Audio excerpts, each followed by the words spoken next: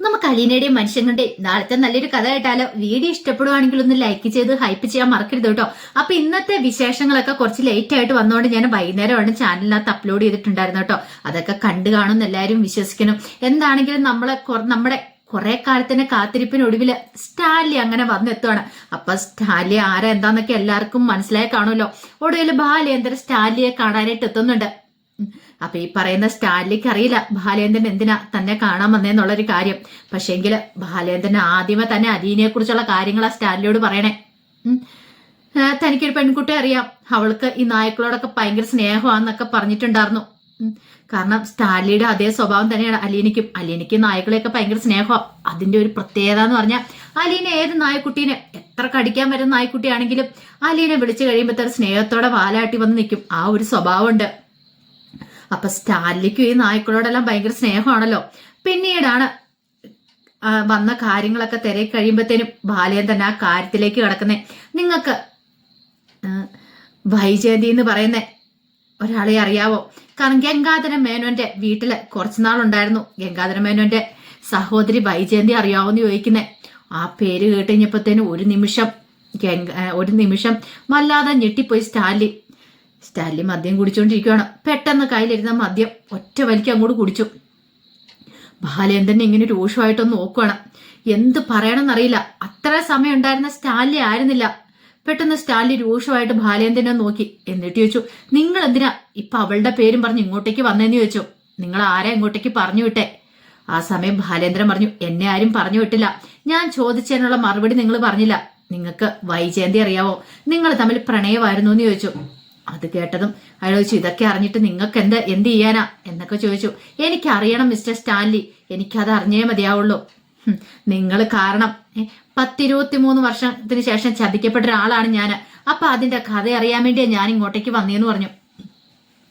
ആ സമയം സ്റ്റാൻലി പറഞ്ഞു, എനിക്ക് നിങ്ങളോട് ഒരു കഥയും പറയാനില്ല. നിങ്ങൾ മര്യാദയ്ക്ക് പോകാൻ നോക്ക്, അല്ലെങ്കിലുണ്ടല്ലോ അറിയാലോ, ഞാനൊന്ന് കൈ ഞൊടിച്ചിട്ടുണ്ടെങ്കിൽ ഇപ്പൊ ഈ നായ്ക്കുട്ടി നിങ്ങളുടെ ദേഹത്തേക്ക് പാഞ്ഞു കയറുമെന്ന് പറഞ്ഞു. അത് കേട്ടപ്പോ ബാലേന്ദ്രൻ പറഞ്ഞു, എനിക്കൊരു നായ്ക്കുട്ടിയും പേടിയില്ലാത്തോണ്ടാണല്ലോ ഇത്ര ധൈര്യപൂർവ്വം ഞാൻ ഇവിടെ വന്ന് നിൽക്കുന്നേ. പിന്നെ സ്റ്റാൻലി പട്ടാളത്തിൽ വലിയ ആളായിരുന്നൊക്കെ എനിക്കറിയാം. പക്ഷേങ്കില് എന്റെ മുന്നിൽ ഒന്നുമല്ല. ജീവിതത്തിൽ തോറ്റുപോയൊരു മനുഷ്യനാണ് ഞാൻ. എനിക്കും ഈ പറഞ്ഞ പോലെ മേല് കീഴും നോക്കാനില്ല എന്ന് പറഞ്ഞു.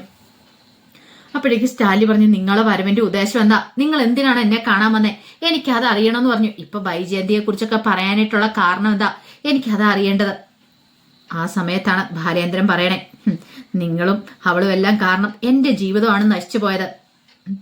അത് കേട്ടപ്പോ സ്റ്റാൻലി ചോദിച്ചു, അതിന് നിങ്ങളെ എനിക്ക് അറിയത്തു പോലില്ല. പിന്നെ ഞാൻ എങ്ങനെയാ മിസ്റ്റർ നിങ്ങളുടെ ജീവിതം നശിപ്പിക്കുന്നേ? നിങ്ങൾക്ക് എന്നെ അറിയില്ലായിരിക്കും. പക്ഷേങ്കില് നിങ്ങളെ സ്നേഹിച്ചൊരു പെണ്ണുണ്ടല്ലോ വൈജയന്തി, അവൾക്ക് എന്നെ അറിയാന്ന് പറഞ്ഞു. പെട്ടെന്ന് അയാളുടെ മനസ്സിൽ കൂടെ ആഗ്രഹയെ കുറിച്ചുള്ള ഓരോ ഓർമ്മകൾ ഇങ്ങനെ കടന്നു പോവാണ്. വൈജയന്തിയുടെ ആ മുഖം, അന്നത്തെ ആ മുഖം, കാരണം അത്രമാത്രം അന്ന് അയാള് വൈജയന്തിയെ സ്നേഹിച്ചിട്ടുണ്ടായിരുന്നു. അവർ തമ്മിൽ പരസ്പരം അത്രമാത്രം ഇഷ്ടമായിരുന്നു. അതുകൊണ്ടാണല്ലോ വൈജയന്തി പ്രഗ്നന്റ് ആയതും അലീനയ്ക്ക് ജന്മം കൊടുത്തതും ഒക്കെ. അതൊക്കെ അയാളുടെ മനസ്സിലേക്ക് വന്നപ്പോഴത്തേനും അയാൾ ഇങ്ങനെ വല്ലാതെ വേർക്കുന്നുണ്ടായിരുന്നു. ഈ സമയത്ത് ബാലേന്ദ്രൻ ചോദിച്ചു, എന്താ സ്റ്റാൻലി നിങ്ങളെ വേർക്കുന്നുണ്ടല്ലോ? ആ സമയം സ്റ്റാൻലിക്കാണ് വല്ലാത്തൊരു ബുദ്ധിമുട്ട് തോന്നി. പെട്ടെന്ന് സ്റ്റാൻലി അവിടെ ഇരിക്കുകയാണ്. സ്റ്റാൻലിക്ക് എന്ത് ചെയ്യണമെന്ന് പോലും അറിയണ്ടായിരുന്നില്ല. ഈ സമയത്ത് ബാലേന്ദ്രൻ പറഞ്ഞു, വൈജയന്തി നിങ്ങളെല്ലാരും കൂടെ കൂടിയിട്ട് എന്റെ ജീവിതം തല്ലിക്കെടുത്തിയത് അറിയാവോ? ആ സമയം സ്റ്റാൻലി പറഞ്ഞു, വൈജ അവളെ കുറിച്ചുള്ള കാര്യങ്ങൾ ഞാൻ ഓർക്കാൻ പോലും ആഗ്രഹിക്കുന്നില്ലാത്ത കാര്യമാണെന്ന് പറഞ്ഞു. എനിക്കൊന്നും കേൾക്കണ്ടെന്ന് പറഞ്ഞു. നിങ്ങൾക്കൊന്നും കേൾക്കാൻ താല്പര്യമില്ലായിരിക്കും, പക്ഷെ എനിക്ക് പറയാതിരിക്കാൻ പറ്റില്ല എന്ന് പറഞ്ഞു.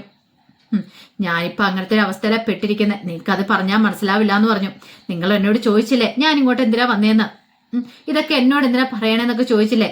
പറയണം എനിക്ക്. ഈ പറയുന്ന വൈജയന്തി എന്റെ ആരാന്നറിയാവോ? എന്റെ ഭാര്യയാണ് അവളെന്ന് പറഞ്ഞു. അത് കേട്ടപ്പോ സ്റ്റാൻലിയോട് ഞെട്ടലോടുകൂടി ബാലേന്ദ്രനെ നോക്കുകയാണ്. എന്റെ ഭാര്യയായിരുന്നു, പക്ഷെ എങ്കില് ഇന്ന് വരെ അവൾ ഈ കാര്യം എന്നോട് പറഞ്ഞിട്ടില്ല. പക്ഷെ ഞാൻ ഈ കാര്യങ്ങളും സത്യങ്ങളൊക്കെ അറിഞ്ഞു. അതെങ്ങനെ അറിഞ്ഞെന്ന് നിങ്ങൾ അറിയണ്ടേ? നിങ്ങൾ കേൾക്കണം. നിങ്ങൾക്കത് കേൾക്കാതിരിക്കാൻ പറ്റില്ല എന്ന് പറഞ്ഞു. നിങ്ങൾ കേട്ടിട്ട് നിങ്ങൾ തന്നെ എനിക്കൊരു സൊല്യൂഷൻ പറഞ്ഞു തരാൻ പറഞ്ഞു. ഇത്രയും കാലം കുറച്ച് നാളുകളായിട്ട് ഞാൻ കുടിച്ച വേദന എന്താണെന്ന് നിങ്ങൾ മനസ്സിലാക്കണമെന്ന് പറഞ്ഞു. പിന്നീട് ബാലേന്ദ്രൻ ആ കാര്യം പറയാണ്. മനുശങ്കറും ബാലേന്ദ്രനും കൂടെ അലീനയെ കൂട്ടിക്കൊണ്ട് വരാൻ പോയത്. അലീനയെ കാണാൻ പോയത്. അലീനെ അങ്ങനെ കൂട്ടിക്കൊണ്ട് വന്ന്. അന്നൊന്നും പക്ഷെ ബാലേന്ദ്രൻ അറിയണ്ടായിരുന്നില്ലോ തന്റെ ഭാര്യയുടെ മകളെ ഇവിടെ നിന്നുള്ള കാര്യങ്ങളൊക്കെ. പിന്നീട് ബാലേന്ദ്രൻ ആ സത്യങ്ങൾ തിരിച്ചറിയുന്നേ. അലീന വൈജയന്തിയുടെ മോളാന്നുള്ള സത്യം ഇത് പറഞ്ഞു കഴിഞ്ഞപ്പോഴത്തേനും ഒരു നിമിഷം ഞെട്ടി സ്റ്റാൻലി പറഞ്ഞു നോ അല്ലാന്ന് പറഞ്ഞു. അല്ലാന്ന് നിങ്ങൾ പറയും, പക്ഷെ അതാണ് അതിന്റെ സത്യാവസ്ഥ. നിങ്ങൾ തമ്മിൽ സ്നേഹിച്ചതിന്റെ പ്രതിഫലമായിട്ടുണ്ടായതാണ് അലീന നിങ്ങളുടെ മോളാന്ന് പറഞ്ഞു. ഇത് കേട്ടുകഴിഞ്ഞപ്പോ സ്റ്റാൻലി ഇങ്ങനെ രൂക്ഷമായിട്ട് ബാലേന്ദ്രനെ നോക്കുകയാണ്. പക്ഷെ ഈ കാര്യത്തെക്കുറിച്ച് ഇപ്പോഴും വൈജയന്തിക്ക് അറിയത്തില്ല. എന്നെ എല്ലാരും കൂടി ചതിക്കുമായിരുന്നു. ഈ കാര്യങ്ങളൊക്കെ മറച്ചു വെച്ചിട്ടാ വൈജയന്തിയെ എന്റെ തലയിൽ പിടിച്ച് കെട്ടിവെച്ചത്. പക്ഷെ ഇതൊന്നും അറിയില്ലാതെ ഞാനൊരു കോമാളിയായിട്ട് ഈ 10-23 വർഷക്കാലം അവളോടൊപ്പം ജീവിച്ചു. എനിക്കുണ്ട് അവളുടെ 2-3 കുട്ടികളുണ്ടെന്ന് പറഞ്ഞു. അറിയാവോ, ഇതറിഞ്ഞപ്പോഴുള്ള എന്റെ വേദന എത്രമാത്രം വലുതാണെന്നറിയോ? അത് മാത്രമല്ല, അതിനകത്ത് ഏറ്റവും വലിയ രസം എന്ന് പറഞ്ഞാല് ഈ പറയുന്ന വൈജയന്തിക്ക് അവളെ കണ്ണെടുത്താൽ കണ്ടുകൂടാ. അവൾക്കറിയില്ല ഇപ്പോഴും അവളുടെ മോളാണ് അലീന എന്നുള്ള കാര്യങ്ങള്. പക്ഷെ പറയാതിരിക്കാൻ പറ്റില്ല സ്റ്റാലി. അവളെ പോലൊരു നല്ലൊരു കുട്ടി. അവൾ ആ വീട് വിട്ടു പോയെങ്കിൽ മാത്രമാണ് ഇപ്പൊ വൈജയന്തി ആ വീട്ടിലേക്ക് വരുവാളെന്ന് പറഞ്ഞ് വാശി പിടിച്ചിരിക്കുക. അതിനെക്കുറിച്ചുള്ള കഥകളൊക്കെ പറയാണ്. എനിക്ക് അവളെ ആ വീട്ടിൽ നിന്ന് പറഞ്ഞുകൂടെ ഒട്ടും താല്പര്യമില്ല. പക്ഷേങ്കില് അവള് പോകണമെന്നും പറഞ്ഞ് വാശി പിടിച്ച് നിൽക്കുക. എനിക്ക് അവളെ തെരുവിലേക്ക് ഇറക്കി വിടാൻ പറ്റില്ല. അവളെ അച്ഛാന്ന് ആദ്യം വിളിച്ച എന്നെയാണ്. അപ്പൊ എനിക്ക് അവളെ കൈ ഒഴിയാൻ പറ്റില്ല. അതുകൊണ്ടാണ് ഞാൻ നിങ്ങളുടെ അഡ്രസ്സ് തപ്പി തേടി നിങ്ങളുടെ അടുത്തേക്ക് വന്നേ.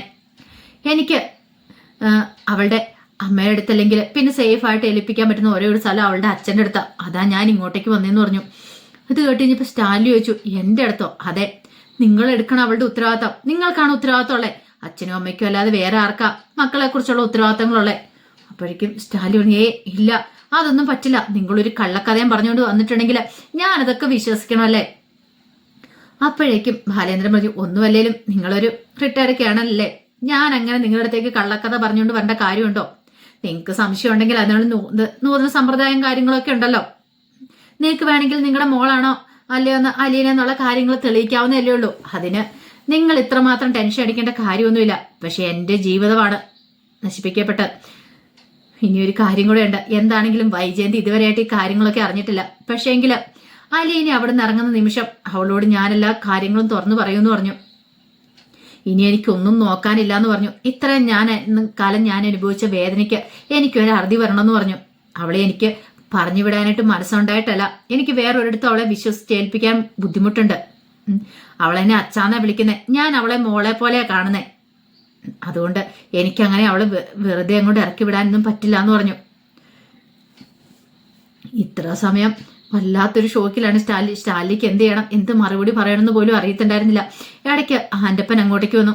ആൻ്റപ്പൻ വന്നപ്പോൾ സ്റ്റാലി ഇങ്ങനെ വല്ലാത്തൊരു ഞെട്ടലിരിക്കുകയാണ്. ഇതുവരെ സ്റ്റാലിനെ ഇത്ര നാളായിട്ടും അങ്ങനെ കണ്ടിട്ടില്ല. ആൻ്റപ്പൻ ചോദിച്ചു, എന്താ സാറേ എന്ത് പറ്റിയെന്ന് ചോദിച്ചു. അപ്പോഴേക്കും സ്റ്റാലി ആൻ്റപ്പനോട് ദേഷ്യപ്പെട്ടു. ആൻ്റപ്പ പെട്ടെന്ന് അവിടെ നിന്ന് അങ്ങോട്ട് പോയി. ആൻ്റപ്പന് മനസ്സിലായി എന്തോ കാര്യമായിട്ട് പ്രശ്നമുണ്ടെന്നുള്ള കാര്യം. ബാലേന്ദ്രന് ഭയങ്കര സമാധാനമായിരുന്നു. തന്റെ മനസ്സിലുള്ള ഭാരം ഇറക്കി വെച്ചു. കാരണം സ്റ്റാൻലിയോട് കുറേം കൂടെ പറയണമെന്നുണ്ടായിരുന്നു. പക്ഷെ സ്റ്റാൻലിയുടെ മനസ്സിൽ അപ്പൊ പഴയ കുറെ കാര്യങ്ങളൊക്കെ ആയിരുന്നു വരുന്നത്. താൻ അന്ന് ആഗ്രഹം വെച്ച് അവളെ സ്നേഹിച്ചും അതിനുശേഷം ഉണ്ടായ സംഭവങ്ങളൊക്കെ ഗംഗാധരമേനോനും അവരൊന്നും സമ്മതിച്ചിട്ടുണ്ടായിരുന്നില്ല. കാരണം ഹിന്ദു ക്രിസ്ത്യാനും അങ്ങനെ കുറെ പ്രശ്നങ്ങളും കാര്യങ്ങളൊക്കെ ഉണ്ടായിരുന്നല്ലോ. അതുകൊണ്ട് അവരെന്ന് ഇവിടെ നിന്ന് വൈജയനെ മാറ്റുകയൊക്കെ ചെയ്തേ. അതൊക്കെ സ്റ്റാലിയുടെ മനസ്സിലുണ്ടായിരുന്നു. സ്റ്റാലി ആത്മാർത്ഥമായിട്ടാണ് വൈജയെ സ്നേഹിച്ചത്. പക്ഷെ അതിന്റെ തടസ്സമായിട്ട് ഇന്ന് ഗംഗാധരമേനോനും അവരൊക്കെയായിരുന്നു. അതൊക്കെ സ്റ്റാലിയുടെ മനസ്സിലുണ്ടായിരുന്നു. ഒരു പക്ഷെ അന്ന് അവർ സമ്മതിക്കുമായിരുന്നെങ്കിൽ അവർ രണ്ടുപേരും ഒന്നായി തീർന്നേനെ. പക്ഷെ ഇത്രയും വർഷങ്ങൾക്ക് ശേഷം ഈ കാര്യങ്ങളൊക്കെ അറിഞ്ഞു കഴിഞ്ഞപ്പോ സ്റ്റാലിക്ക് പെട്ടെന്ന് ഉൾക്കൊള്ളാൻ പറ്റിയില്ല. എന്ത് ചെയ്യണമെന്ന് അറിയത്തില്ലാത്തൊരവസ്ഥയായിരുന്നു. അപ്പൊ അതിന്റെ കഥകളൊക്കെ ഇനി നമ്മൾ കാണാൻ പോകുന്നത്. ഇനി എന്താണെങ്കിലും സ്റ്റാലി എന്തൊക്കെ പറഞ്ഞാലും സ്റ്റാലിയുടെ അടുത്തേക്ക് തന്നെ അലീന വരത്തുള്ളൂ. അച്ഛന്റെ അടുത്തേക്ക് തന്നെ മോള് വരും. ബാലേന്ദ്രന് അവിടേക്ക് കൂട്ടിക്കൊണ്ട് വരും. അപ്പൊ അതിന്റെ കഥകളൊക്കെയാണ് നമ്മൾ കാണാനായിട്ട് പോകുന്നത്. ഇനിയിപ്പോ ഓരോ ദിവസവും നമ്മൾ നല്ല അത്യുഗ്രം വിശേഷങ്ങളൊക്കെ ആയിരിക്കും കാണുന്നത് കേട്ടോ. ആ വിശേഷങ്ങൾക്കായി നമുക്ക് എല്ലാവർക്കും കാത്തിരിക്കാം. ഒരിക്കൽ കൂടി എല്ലാവർക്കും ശുഭരാത്രി നേർന്നുകൊണ്ട് നിർത്തുന്നു.